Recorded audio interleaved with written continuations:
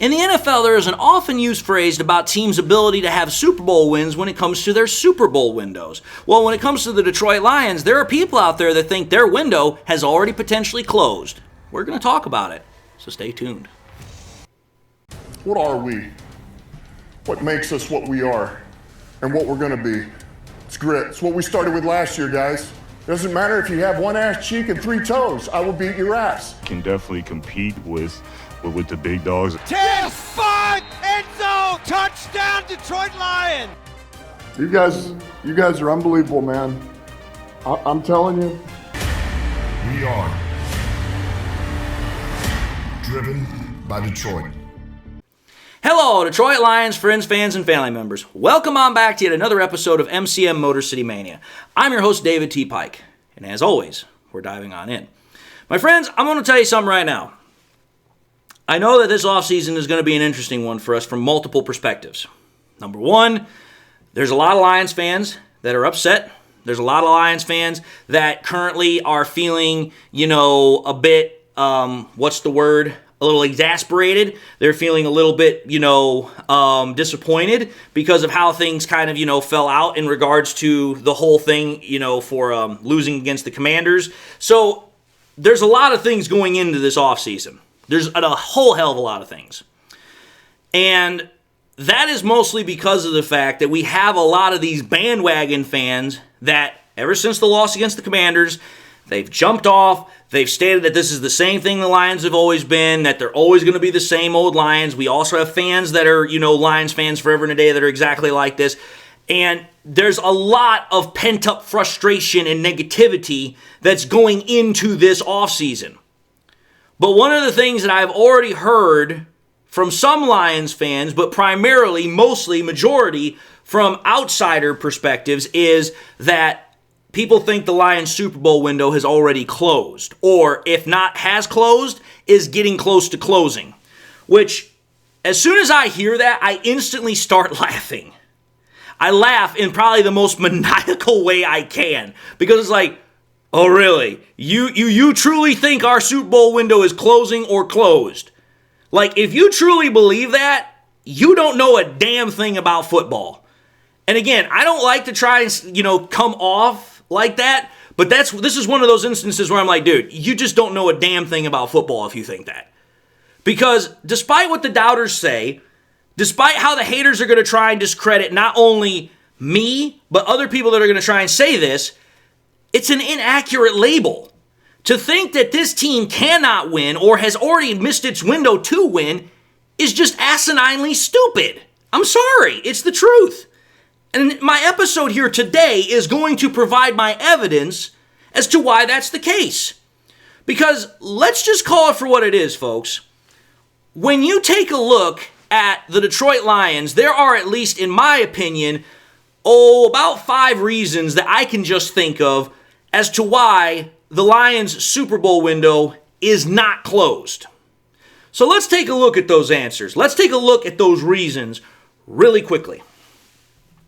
So, what's reason number 1? Reason number 1, I'm going to just say right now, is the ability of the Lions to manage their resources very well. Now, in this particular example, this particular reason I'm going to talk about, I'm talking primarily about the salary cap. The Lions have been one of the best teams over the last couple of years in being able to effectively, efficiently, frugally manage their salary cap, which, when you consider the fact that there are teams like the Cowboys, the Saints, and a number of other teams which every freaking year they seem to be almost without any sort of salary cap or are $50, $60 million over the cap, and yet they're only winning a handful of games or maybe getting towards 500, the fact that the Lions have as much cap as they have right now, and yet they're 15-2 to finish the year, that's impressive. Because you want to know what that tells me? When you have $46.5 million worth of cap space, that tells me you built your roster the right way. That tells me you've done your job correctly.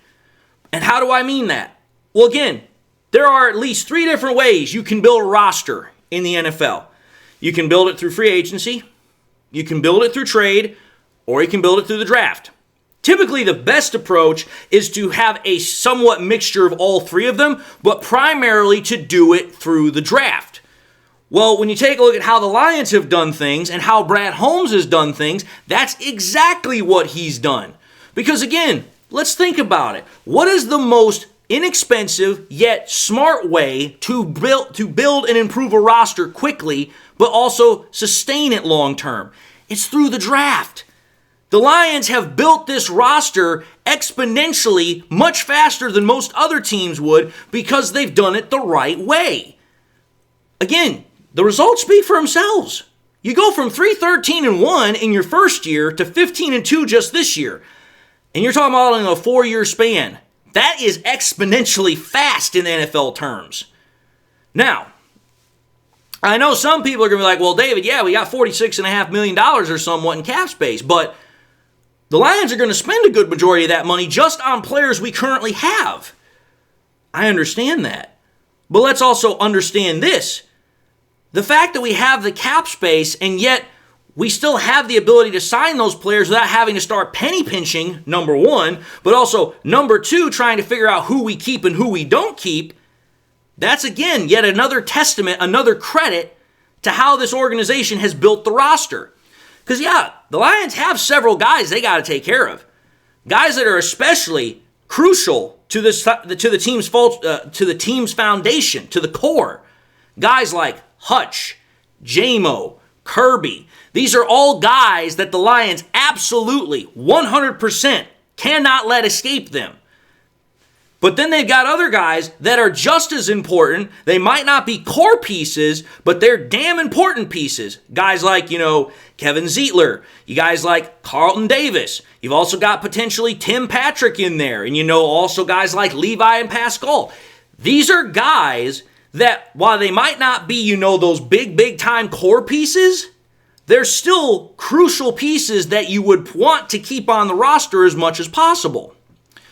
Now, I know many people already expect that the Lions are going to spend a lot of their time and effort, improving the defense.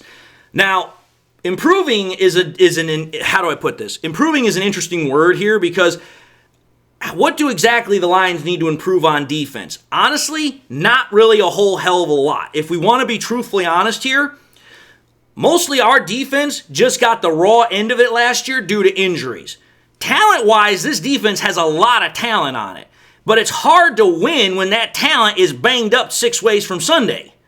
So for me, again, mostly what I think the Lions are going to do as far as defense is concerned is probably add more pass rushing element. Whether or not they're going to make a big swing trade or not, I don't know. I doubt it, but we'll see what happens. Again, I'm expecting that if the Lions are going to do anything as far as adding to the defense, they're most likely going to do it through free agency and definitely through the draft. That is where I'm seeing them doing it mostly. I don't see a massive trade coming because that's just not what Brad Holmes does.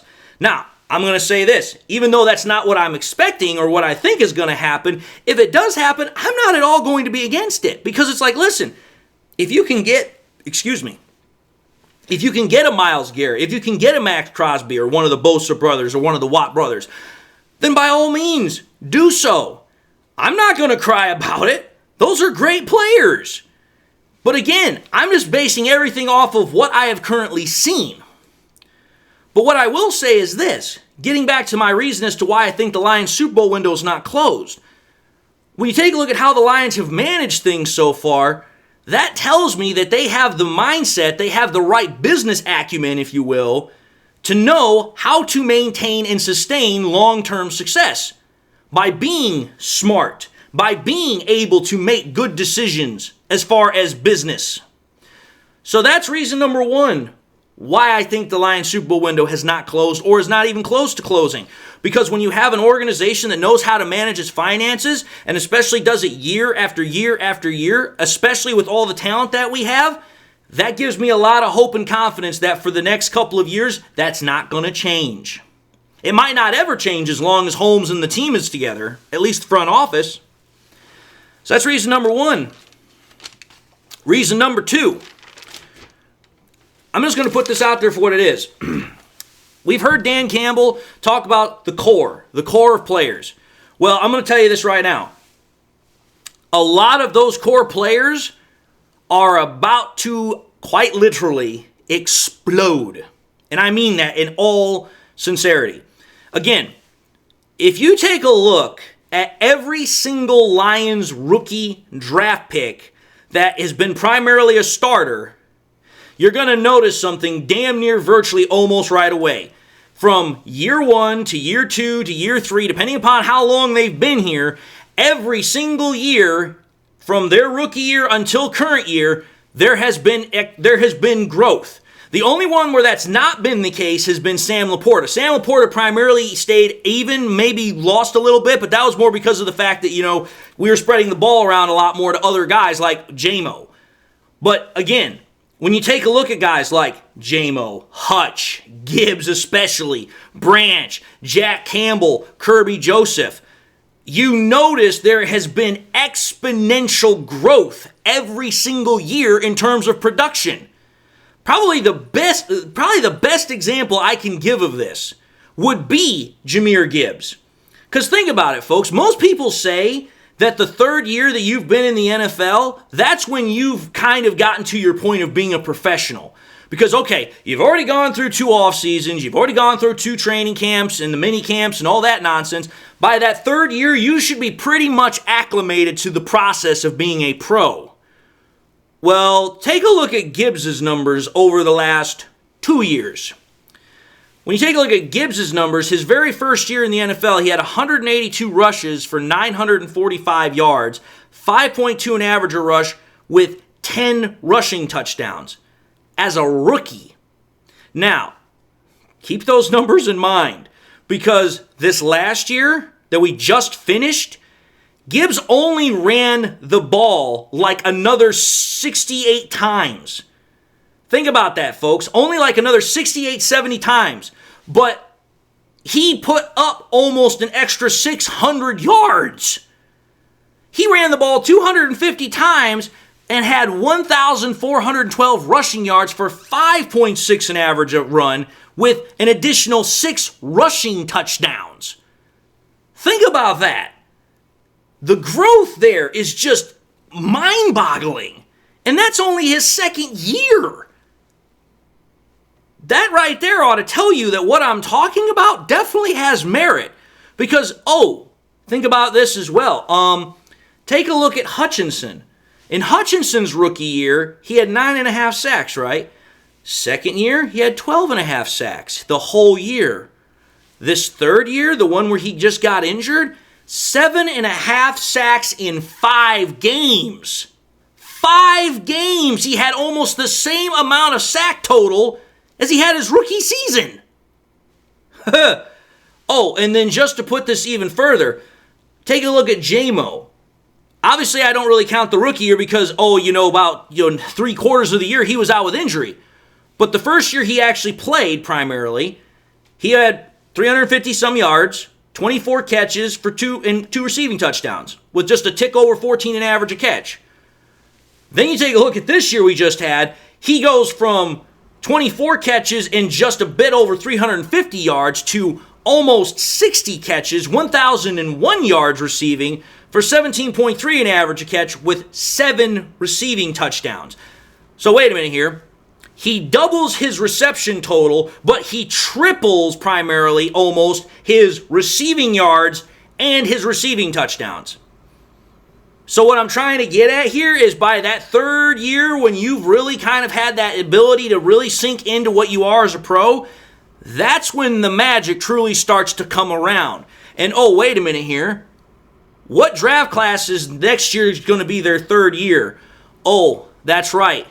Gibbs, Branch, Campbell, Laporta. So, if you want to try and tell me that our Super Bowl window has closed with all of those guys coming into their third year next year, I'm telling you, third year for all 4 of those guys, you're going to be in trouble. Because all 4 of those guys are excellent players. And all 4 of them are coming into their third starting year together. Yeah, that's a big reason. Definitely a big reason. So what's then reason number 3? Reason number 3. I'm going to just say this right now. The Lions have a bit of an unknown factor this year. They have a bit of a mystery factor. And the reason why is because of their new coaches, their new coordinators. Now, Doesn't really apply as much to Kelvin Shepard as the defensive coordinator because he is the groomed successor to Aaron Glenn. And naturally, you would like to imagine to a certain degree that he's going to keep some of the things that Glenn did here. But again, as I've also stated, every coordinator is different. Every person is different. They're going to do things differently. So even to that, kind of certainty measure that Kelvin Shepard's going to keep some of the things that Glenn did, you still don't know entirely what he's going to do. So there's still a mystery factor there.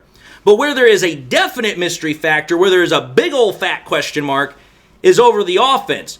Because it's like, okay, Johnson's gone. But you have the guy who gave Johnson, in essence, the blueprint, the schematics, if you will, on how this offense was built. Terminology, formations, the whole 9 yards, and that's John Morton. So you've got that guy who is, in essence, Johnson's mentor. Then, on top of that, you have David Shaw as the passing game coordinator who has worked with Bill Walsh, was, in essence, the last coach that Walsh mentored. And both of these guys have worked under some of the most brilliant offensive minds in the entirety of the NFL between Harbaugh, Gruden, Peyton. So it's like, okay, you've got all of that now coming into this offense.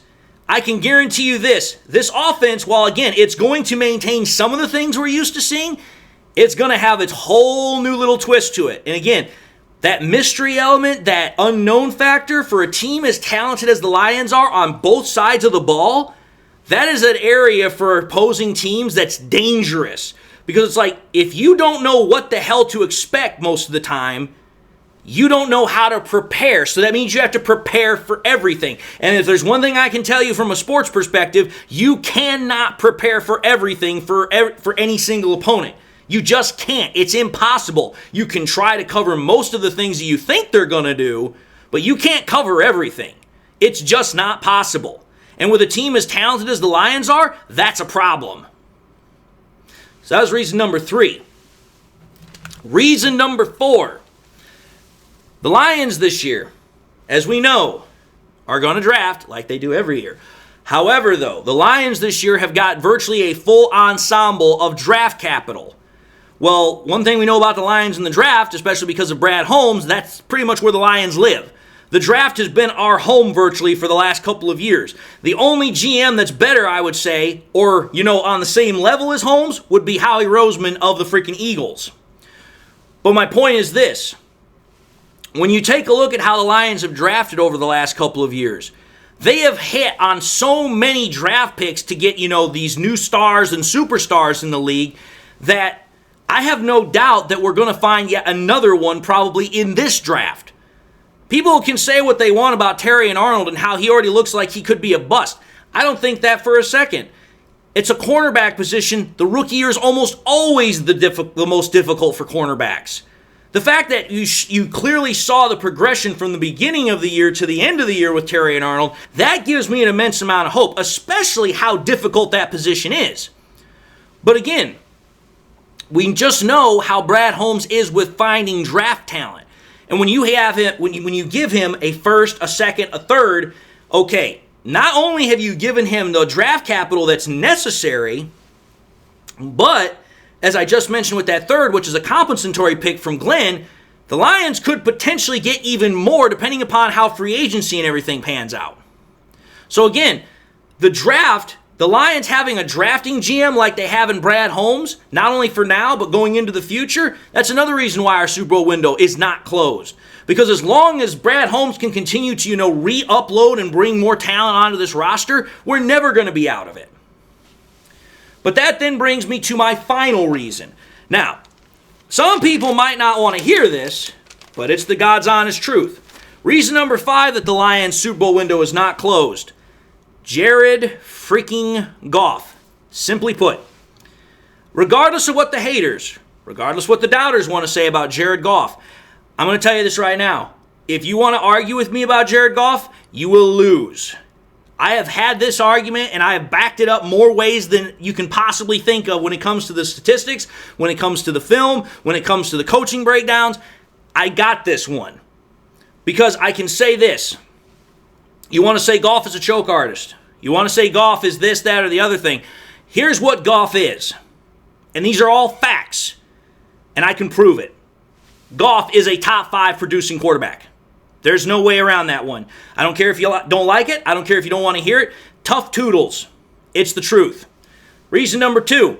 Goff is a winner. Get over it. If you're going to come to Detroit, win 2 division titles, have 2 10-plus winning seasons back-to-back, and win 2 playoff games, you're a winner. Goff is entering his prime. Freaking Brad Holmes already said it, that he's entering his prime. A quarterback's prime is primarily from their late 20s to their mid to late 30s. Goff is literally in that prime range right now. And then on top of that, not only has Holmes voiced, that extreme faith and confidence in Goff's ability to win Super Bowls, so is Campbell. So it's like, if you have all of those things going for you, there's no reason for anybody to think that you are not able to win. And there's no reason for you to have anybody doubt in your ability to have a Super Bowl window still be open. Because let me point something out here for you. What has Goff's stats been since he joined the Detroit Lions, the team that he was left for dead on? Oh, here's what his stats are. He's ranked fourth out of all active quarterbacks since 2021 in completion percentage. Ranked second in that same category in terms of passing yards. Tied 4th out of all active quarterbacks in pass average per throw. Ranked 4th out of all active quarterbacks in passing touchdowns. Ranked 4th out of all active quarterbacks in passer rating. My God, I'm not a mathematician, but 4, 2, tied for 4th, and 4th. Oh my Lord, that's all top 5. Ding, fries are done. Oh, now wait a minute here. I said Goff was also a winner. How many wins has Goff had since joining the Detroit Lions in 2021? One of the most, just absolutely snake-bitten franchises. One of the worst franchises in trying to win with. Oh, that's right. Jared Goff has 39 wins. Wait a minute here. Where is that ranked out of all quarterbacks since 2021? 5th most. Oh my God, that's another top 5 stat. Ding, fries are done. Oh, wait a minute here. How many division titles does Goff have since 2021 with the Detroit Lions? 2 in his first 4 years. No Lions quarterback has done that since Bobby Lane. Oh, and by the way, Jared Goff also has 2 playoff wins. When was the last quarterback that won 2 playoffs here in Detroit? Oh yeah, you'd have to go back to the time of Bobby Lane. Goff is a winner. Check that box off. Oh, and just to put this further into perspective here, I already proved that Jared Goff is a top 5 producing quarterback. I already proved that Jared Goff is a winning quarterback. Remember how I said that Holmes and everybody else has pretty much pointed out that Goff is in his prime? You want to take a wild guess what Goff's averages are so far for being in his prime? On average, Goff is throwing about almost 4,600 passing yards. He's throwing almost 8 an average a throw, just a smidge over 68 completion percentage rate, 32 touchdowns to 10 interceptions, so a 3-to-1 touchdown interception ratio with a 102.9 passer rating. You can win a lot of games. You can win a lot of big games with a quarterback that can play like that. So, when I say the Lions Super Bowl window has not closed, it's not even close to closed, it's because of these reasons. You've got a top 5 quarterback in Jared Goff. You've got a GM that knows how to draft almost as good as anybody in the NFL. You have a front office that knows how to manage its salary cap very well from year to year. You have a bunch of young core players that have been getting better and better every single year that are about to truly, fully blossom in their 3rd year. You have all of these pieces of evidence. The Lions window has not closed. It's not even close to closed. The Lions have got a Super Bowl window that, in my honest opinion, at the bare minimum, is still open for the next 4 years. For the next 4 years, it's still open. It could be open for as long as 5, 6, 7 more years. As long as all these are still in place, which there's a good reason to believe they will be, there ain't never going to be a time where the Lions Super Bowl window is officially closed. Just saying. But anyway, I believe I've thoroughly and convincingly and clearly presented my evidence. So I'm going to end this episode and say thank you all for watching yet another episode of MCM Motor City Mania. If you like what you saw, by all means, I highly encourage you all to watch the next episode. Also encourage you all to do one of these 3 things: like, comment, and subscribe. If by chance you subscribed in the past and you forgot to do so at the time, I want to highly encourage you all, please make sure you hit that bell notification icon so that way you guys never miss any more content I push out. Also want to highly encourage you all, please make sure you share this content with your Lions friends and Lions friends and family members. Please share here on YouTube, Twitter, Facebook. Share it wherever you possibly can, because the more we can do that, the greater the channel can grow and spread. And with that being said, whether this is the first time watching me, you guys have been watching me for, the upteenth time, I hope you all enjoyed the content. I hope you all got something out of the content. But I also hope everybody out there has something in their life that makes them happy, makes them smile. God bless, my friends. And until the next time we meet, I'll see you all in the next episode.